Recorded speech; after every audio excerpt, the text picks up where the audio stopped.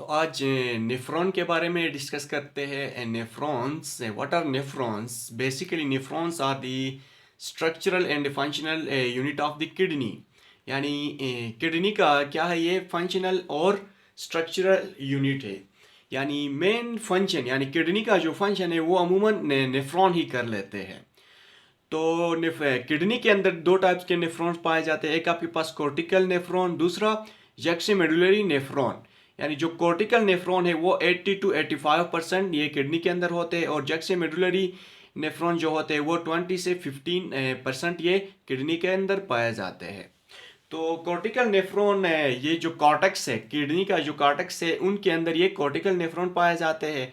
और जो जैक्सिमेडुलरी नेफ्रॉन है ये मेडुला यानी सॉरी रीनल मेडुला के अंदर इनकी जो लूप ऑफ एनली है ये डीपली पेनिट्रेट होती है। कहाँ पे? रीनल मेडुला में।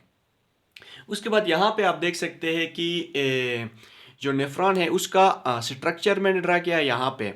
तो सबसे पहले ये आपके पास ये एक कप शेप आप देख सकते हैं, जिसको हम क्या कहते हैं, जिसको बोहमान कैप्सूल कहा जाता है। उसके बाद ये जो बोहमान कैप्सूल के बाद आपके पास आता है प्रोक्सिमल कन्वोल्यूटेड ट्यूब्यूल। उसके बाद ये क्या है, आपके पास लूप ऑफ हेनली है। लूप ऑफ हेनली में आपके पास एक होती है आपके पास descending limb of loop of Henle, एक होती है, दूसरा होती है यहाँ पे जो ऊपर जा रही है उसको ascending limp of loop of Henley कहा जाता है। और ये आपके पास क्या है, डिस्टल कन्वोल्यूटेड ट्यूब्यूल। डिस्टल का मतलब दूर, यानी किससे दूर? बोहमान कैप्सूल से दूर। इसको क्या कहते हैं, इस वजह से इसको क्या कहते हैं, डिस्टल कन्वोल्यूटेड ट्यूब्यूल कहते हैं। और ये आपके पास क्या है, कलेक्टिंग डक्ट। और लास्ट में आपके पास जो पोर्शन है वो आपके पास क्या है, पेपिलाई। पेपिली भी कहा जाता है, इसको पेपिलाई भी कहा जाता है। तो जो किडनी का फंक्शन है उसके बारे में डिस्कस करते हैं। मैंने बता दिया किडनी का जो फंक्शन है वो नेफ्रॉन ही कर लेता है। तो इसकी जो फंक्शन है उसको हमने 3 स्टेप्स में डिवाइड किया है। तो पहला है आपके पास प्रेशर फिल्ट्रेशन। प्रेशर फिल्ट्रेशन जो होती है ये आप देख सकते हैं कि ये हार्ट से क्या आते हैं, आर्टियोल, जिसको क्या कहते हैं, एफेरेंट आर्टियोल। एफेरेंट आर्टियोल आती है यहाँ पे, यहाँ आके एक नेटवर्क ऑफ कैपिलरीज बनाती है जिसको ग्लोमेरुलस कहा जाता है। फिर यहाँ से ये जो आर्टियोल है ये यहाँ से बाहर निकली है, जिसको क्या कहते हैं, इफेरेंट आर्टियोल कहा जाता है। और इफेरेंट आर्टियोल का जो डायमीटर है वो स्मॉल होता है as compare to afferent arteriole. तो जिसकी वजह से क्या होती है, यहाँ पे जो ग्लोमेरुलस से यहाँ पे जो प्रेशर है वो ज़्यादा होती है।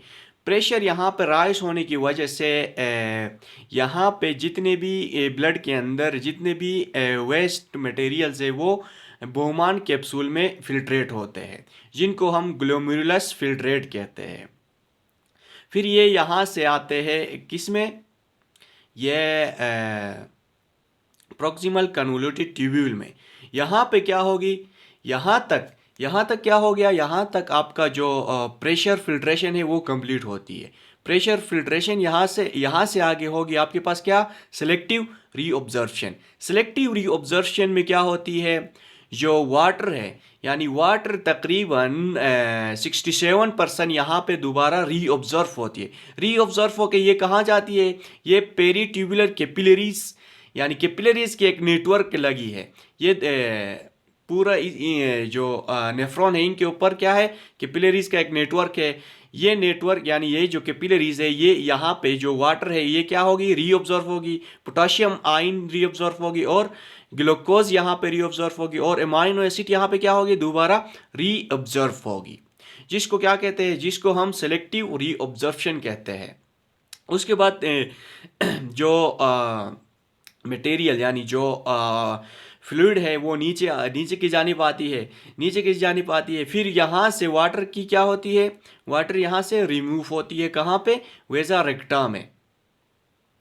उसके बाद यहाँ से और डिसेंडिंग में वाटर की क्या होगी, वाटर की सिक्रीशन होगी, यानी वाटर रिलीज होती चली जाएगी। फिर यहाँ पे क्या होगी, जब आप ऊपर की जानिब जाते हो तो ऊपर की जानिब जाते हो तो जो सोडियम यानी यहाँ पे क्या लगे हैं, सोडियम और क्लोरीन के पंप्स लगे हैं। यहाँ से क्या होती है, बहुत सारे सब्सटेंसेस जैसा कि साल्ट है, साल्ट यहाँ से क्या होगी, यहाँ से साल्ट की सिक्रीशन होती है। फिर आपके पास आती है ये डिस्टल कन्वोल्यूटेड ट्यूब्यूल। यहाँ से क्या होगी, यहाँ पे एक हार्मोन एक्ट करती है जिसको क्या कहते हैं, एल्डोस्टेरोन कहा जाता है। ये क्या करेगी, सोडियम को इंटेक करती है।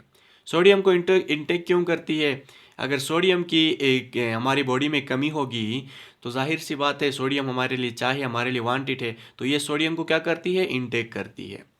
फिर ये लास्ट यानी ये फिर यहाँ से एक और यहाँ जो डिस्टल कन्वोल्यूटेड ट्यूब्यूल के अंदर एक ग्लैंडुलर सेल्स होते हैं, इपिथीलियम, यानी इपिथीलियम क्या करती है, यहाँ से H+ आयन को क्या करती है, रिमूव करती है, जिसकी वजह से क्या होगी, जो यूरिन की पीएच है वो मेंटेन रहती है। यूरिन की पीएच मेंटेन रहती है जिसकी और यूरिन की पीएच आपको पता है कि ये 4.8 to 7.5 इसकी रेंज होती है नॉर्मल यूरिन की। फिर ये आता है कलेक्टिंग डक्ट में।